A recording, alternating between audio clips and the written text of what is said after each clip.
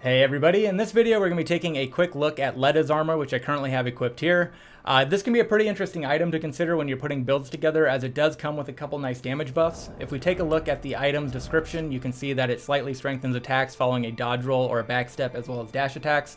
So I went through and did some damage impact testing, so I'll share that. There are some nuances with this, which I'm not sure is a bug or not, so I'll talk a little bit more about that in detail. But first, also just kind of quickly looking at the other stats. So in terms of damage negation and resistance, it's kind of in that medium tier range. So depending on what you're currently wearing, particularly if it's something on the more heavy side, you may have to sacrifice a little bit of that damage and resistance in order to get this damage buff.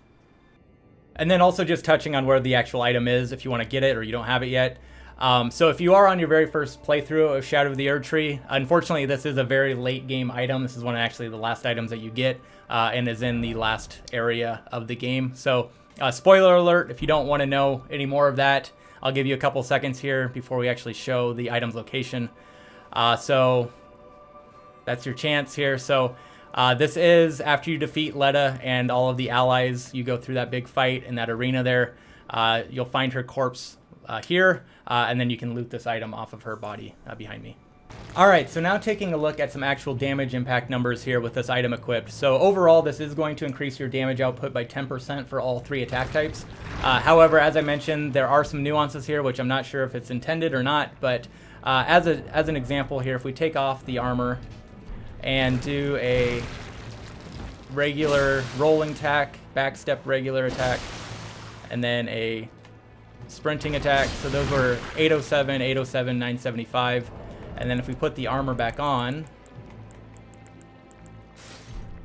that is going to increase to 888 and 888 for the rolling and backstep attacks, and then 1072 for the sprint attack. So here's where the consideration comes into play.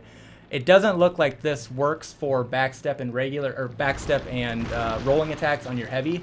So if we do a rolling heavy attack or strong attack, a backstep strong attack, that's 1191, 1191. If we take the armor off and do the same thing, it's still 1191, 1191.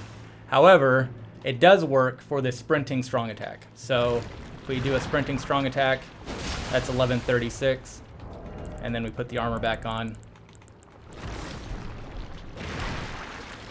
that increases to 1249. So it works for all 3 attack types except for backstep strong and rolling strong.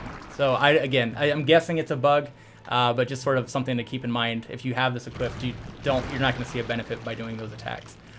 So this can also be stacked. So for example, if we add like the 2-handed sword talisman and then do a sprinting strong, that's now 1437. And then if we go a step further, for example, and add the Sacred Scorpion Charm, because this has holy attack damage on it, and then do a sprinting strong, that's now 1489. So just another stackable damage buff item that you can get to increase. Particularly, I think the most benefit is sprinting at strong attacks. That's what I like to use a lot of. So you can kind of build around that or just sort of enhance those damage types. But again, a nice little damage buff that you can incorporate into your builds to get stronger backstep, rolling, and sprinting attacks. However, regular attacks only for the backstep and the rolling attacks.